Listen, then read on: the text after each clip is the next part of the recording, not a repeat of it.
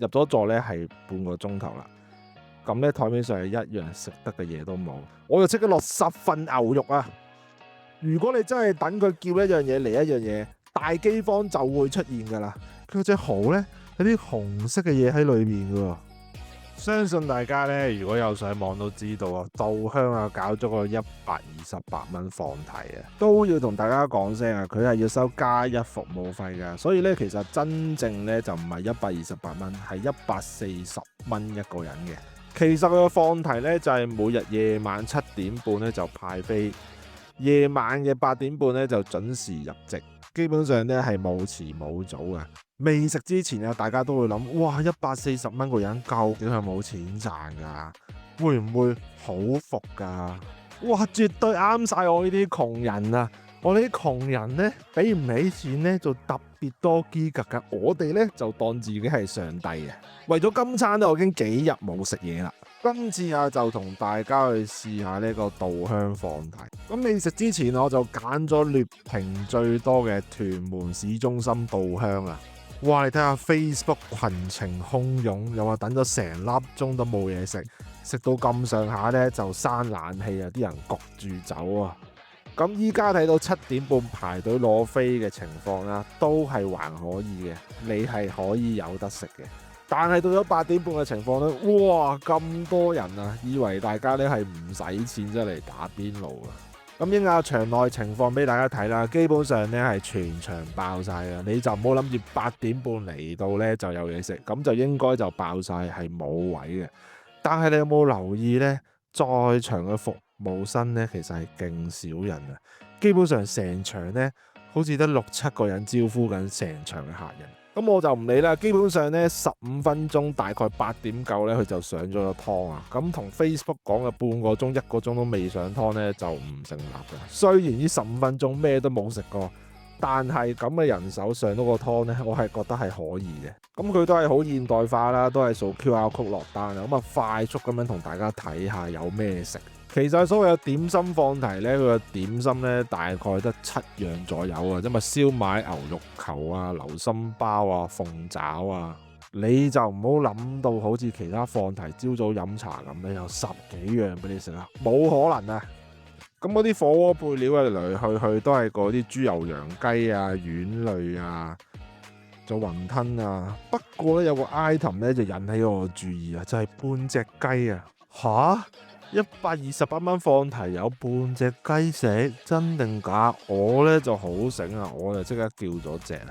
咁喺等嘢食嘅時候呢，出邊睇下啲環境啦，咁嗰啲火鍋嗰啲醬汁區呢，都係算企理啊，基本上呢幾樣嘢都有齊啊。咁飲品區呢我冇影到啊，飲品呢佢就配給㗎，可能就係驚人攞走啲飲品啊，你要攞張單出去同啲姐姐講呢，攞咩嘢飲呢，佢係先會俾你。喂，咁我就好醒啊！攞齊啲醬料呢，等有嘢嚟呢，就即刻就食。好不幸地啊，時光飛逝，睇下依家幾多點？呢家係夜晚9點鐘，入咗座呢係半個鐘頭啦。咁呢台面上係一樣食得嘅嘢都冇。咁我呢就食下嗰啲火鍋配料啊、豉油啊、蒜蓉啊，再食下啲湯渣啊。咁唔知幾時會有嘢食呢？哇，好開心！可能稻香咧就聽到我嘅訴求啊，大概10點零幾分咧就攞咗籠燒賣嚟啦。咁嗰籠燒賣咧就有3粒㗎。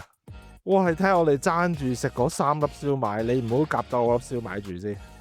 咁大家咧唔知對稻香有咩印象啊？稻香咧其實喺老一輩心目中咧，佢哋都係啲比較貴價嘅酒樓啊。咁喺我哋年青人當中咧已經係式微咗，開始做啲平價市場。咁呢一粒燒賣呢，就正就唔係以前稻香嗰啲貴燒賣啊，粒大蝦喺頭啊，佢呢其實就係一粒好普通嘅燒賣，普通到呢，你就喺街邊茶檔20蚊4粒嗰啲貨色。唉，等多幾分鐘就上咗3條春卷，呢3條春卷呢，就唔知炸咗幾耐啊，係凍嘅，咁之後就未唔好食會比較好啲。我等咗成半粒鐘有多謝，食咗1粒燒賣同1條春卷，究竟其他嘢會唔會上㗎？係咪重演緊某一個國家嘅大饑荒啊？哇！可能佢聽到個呼喚啦，佢就送咗一個椒鹽海蝦過嚟啊！咁啲蝦呢都係不負所託，有啲霉霉地啊，算罷啦，百零蚊放題想食下，都係勉強接受到啦。哇！終於見到啲送食物嘅車嚟啦，佢勁似咧某個國家咧係搞緊配給制噶。哇！佢呢種嘅施捨咧，我簡直想叫聲人工社萬歲啊！睇翻佢啲牛肉呢啲紋理都算唔錯啊，就唔係成嚿脂肪咁俾你啊。不過咧，我 app 到撳咗四份咧就真係有600g。你睇下呢度點會有600g呢？喺呢一刻我終於成功領悟到啊！佢啲食物應該係配給制嘅，就算你落好多，佢都應該唔會俾太多你。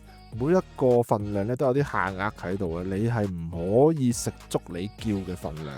既然係配給制，咁我叫嗰半隻雞，最後應該都係會出現啩。咁我放題咧就有個策略㗎，每一樣食物咧都叫一樣先，咁啊試下咩質素。咁如果好食咧，下一輪咧就狂叫。咁睇到啲羊肉啊，啲羊肉咧就係完整嘅羊肉啊，就唔係依家坊間好興放題嗰啲合成羊肉啊，呢啲都算係有啲嘅心機喺裏邊。味道咧其實係唔錯嘅。其他嘅丸類咧亦都係試過，咁咧就絕對唔係街市嗰啲 cheap 丸啊。佢嘅質素咧係比得上200至300蚊嘅放題啊。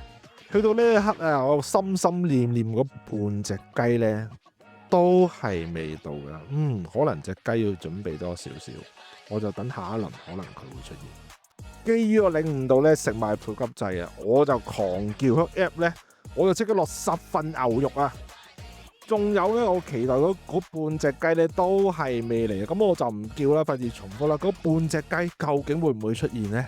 因為我深知咧佢一定嚟唔夠嘅，佢俾好少嘅咋，我就盡量落，我食得到嘅。咁當中啊試咗啲海鮮啊，啲蠔咧其實都唔錯嘅，即係有啲蠔味，啲質感咧都唔會鬆泡泡咁樣。雲吞咧其實就唔錯啊，因為好多放題雲吞咧裏邊嗰啲全部都係肥肉鬆泡泡，佢就有啲瘦肉混喺入邊，肥瘦咧係尚算係適中啊，絕對對得住呢個價錢啊！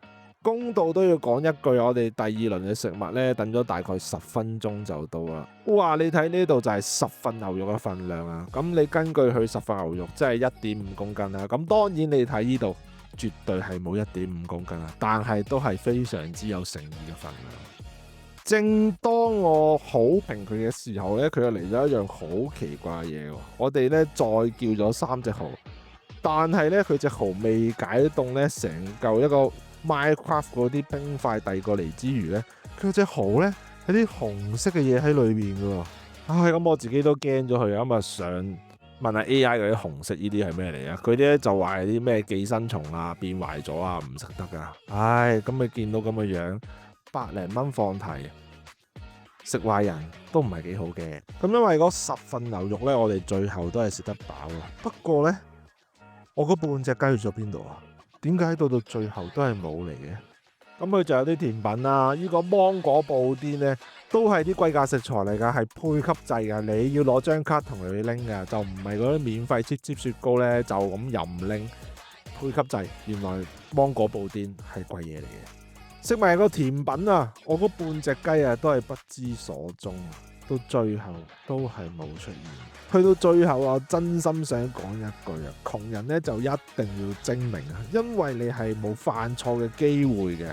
你係要諗第一輪咧叫幾多嘢食，叫到自己食唔食得晒，每一次都係一個精準嘅計算。